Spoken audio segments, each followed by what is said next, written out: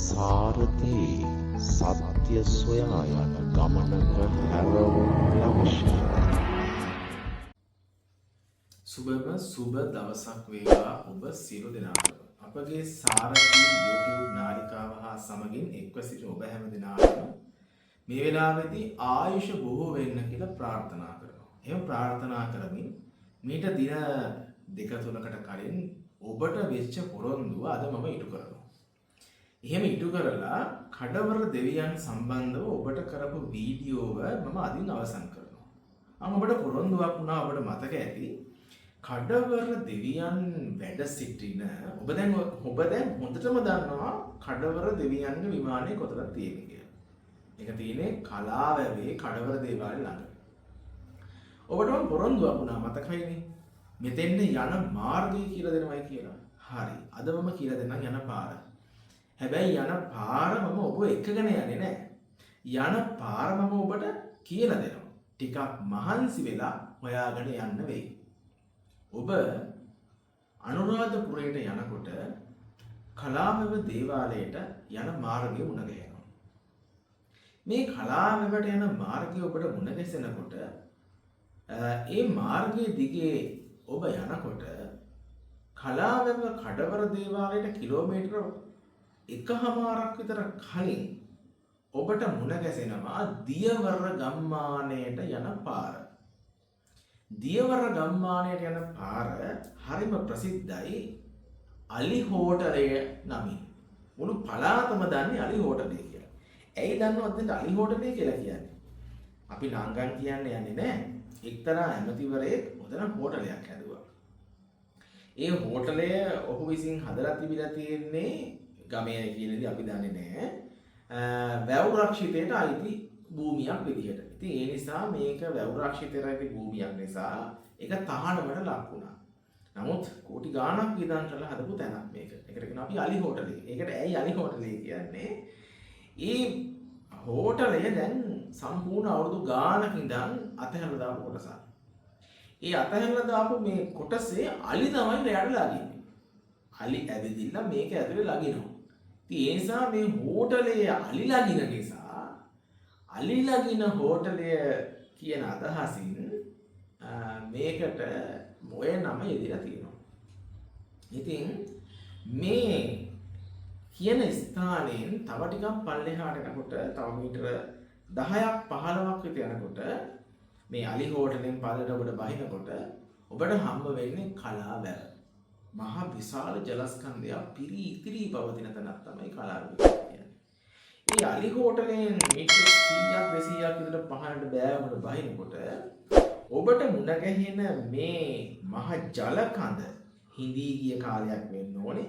ඒ හිඳී ගිය කාලයකදී එතෙන්ට ගියාට පස්සේ ඔබට එතනින් වම් පැත්තට හැරෙන්න පුළුවන්.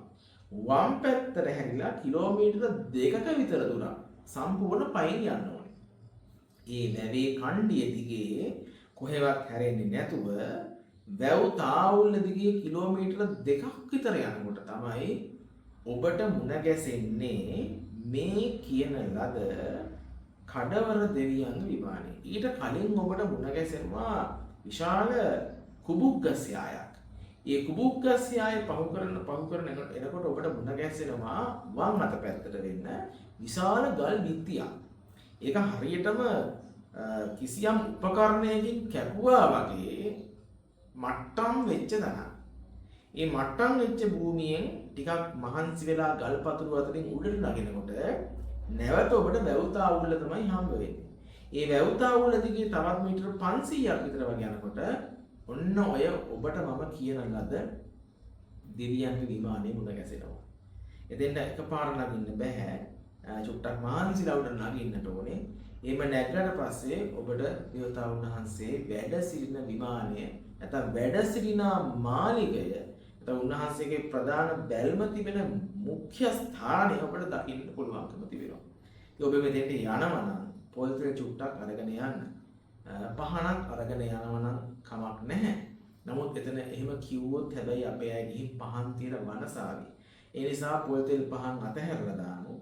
අපි අරගෙන යමු පුංචි රත්මල් මිටක් රතු පාට මල් ටිකක් අරගෙන ගිහිල්ලා මම එතනදී අදිෂ්ඨාන කරපු සහ මම දැනගත්ත ක්‍රම මම ඔබට කියලා දෙන්නම්. ඔබ එතනට ගිහිල්ලා මෙන්න මේ විදිහ දෙයක් කියනවා. පින්වත් දේවතාවුන් වහන්සේ ඔබ වහන්සේ මේ මහා කලාවැව ඉදි කරලා රජරටට බත්සපයපු මේ මහා පිනෙන් ඔබ වහන්සේ දේවත්වයක් නොලැබුවා නම් තමයි ස්වාමීනි පුදුමය. එනිසා රටට බත සපයන්නට මහා මෙහෙවරක් කරපු උතුමාණෙනි මා විසින් රැස් කරගත් පින් ඔබ වහන්සේට අනුමෝදන් කරමි අනුමෝදන් වෙත්වා. මේ පින් අනුමෝදන් ඔබ වහන්සේ මෙසිරිල්ලක් දෙරණ තව තවත් රැකදෙත්වා. මේ මහා ජලකඳ මේ මහා රජරට මේ මහා ලක්තිවත් රැකදෙන්න ස්වාමීනි පින් ලබත්වා කියලා ඔබ ප්‍රාර්ථනාවක් කරන්න. උන්වහන්සේගෙන් වැඩිපුරම පිහිට ගන්න පුළුවන් අදිෂ්ඨාන ශක්තිය මිශ්‍ර වෙච්ච උන්වහන්සේගේ ප්‍රබලතම කණ්ඩායම තමයි ඔය. මම දැනගත්ත විදිහට ස්වාමීනි මේ රජ රටට බත්සැපයූ පින මේ රටේ මේ රජ රට මිනිස්සුන්ට කන්න බොන්න ඉන්න හිටින්නට මේ මහා ජලකඳක් ඔබ වහන්සේ හැදූ පිනෙන් දෙවියෙක් නොවුනා නම් තමයි ඔබ වහන්සේ පුදුම. එවැනි මහා පින් ඇති දෙව් රජුනි ලබත්වා මේ මහා පින් ලැබ මෙසිල්ලක් දිවත් මේ මහා රජරටත් මේ මහා ලක්දෙරණත් මේ මහා ජලකඳ තව අවුරුදු දහස් ගණන් රැක දෙන්න කියන ප්‍රාර්ථනාව කරන්න. මොකද මේ ලංකාදීපෙහි පහළ වෙච්ච අසහාය උත්තුංග උත්තරීතර නායකයෙක් මහා කඩවර දෙවියෝ. මිනිස්සු කඩවර ගැන කොහොම කතා කරනවද කියලා මම දන්නේ නැහැ.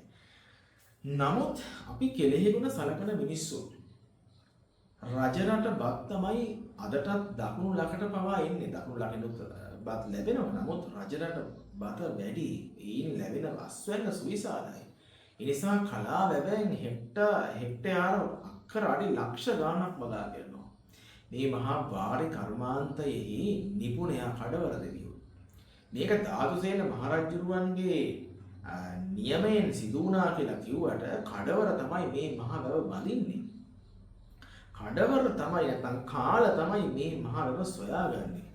මේ කාල සොයාගත්ත මේ මහා වැව තමයි කලා වැව නමින් පසුව හඳුන්වන්නේ. නිසා පසු කාලයේදී මින්නේරි මහරජුරෝ නැත්නම් මින්නේරි දෙවියෝ හැටියට මේ මහසෙන් රජතුමා දේවත්වයට පත්වුවත් මහසෙන් දේව සංකල්පය අභිබවා කඩවර දේව සංකල්පය ලංකාව තුළ මුල් බැස ගන්නවා.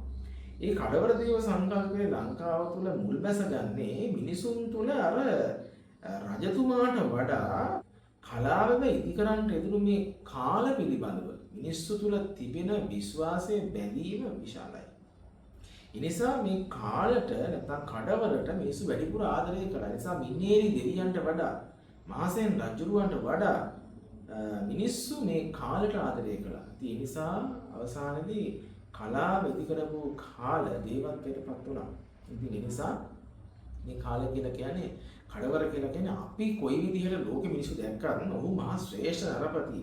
ඔහු ඇත්තටම ඔහුට දේවත්වයක් ආරෝපණය නොවුණා නම් තමයි ලෝකෙ තියෙන අරුමේ පුදුමේ.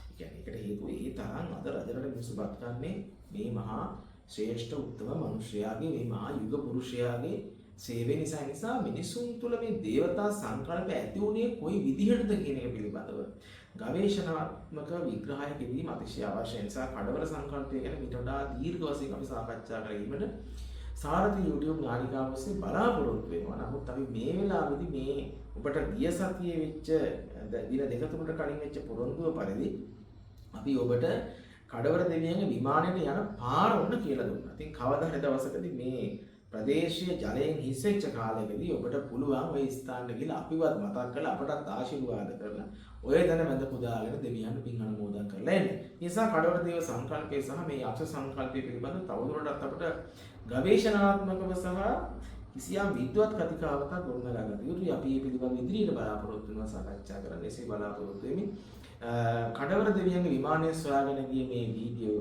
පෙළ අදින් අවසන් කරනවා. ඔබෙන් කාරුණික ඉල්ලන මේ වීඩියෝ එක අනිත් අය අතර ෂෙයා කරගන්නට කියලා. ඒ වගේම අපේ YouTube නාලිකාවට සාරති YouTube නාලිකාව subscribe කිරීමටත් ඔබේ අවධානය යොමු කරන්නට කියන එක විශේෂයෙන් මතක් කරගන්න. යටින් යන bell icon එකක් තියෙනවා පොඩි bell එකක් වගේ. ඒක ඔබ ක්ලික් කරොත් මෙවැනි වීඩියෝ අපි දාපු ගමන් ඔබට දැක ගන්නට අවස්ථාව තිබුණා. ඒ නිසා අපේ නාලිකාව සමග එකතු වෙන්නට කියන කාරුණික ඉල්ලීම ඔබට සිදු කරමින් මොන කඩවර දෙවියන්ගේ විමානය සොයාගෙන ගියා. ඒ විමානෙට ඔබටත් යන්න පාර අපි කිව්වා. ඒ පාර ඔස්සේ ඔබත් ගොසින් දෙවියන් දකින්නට ඔබට ආරාධනා කරනවා.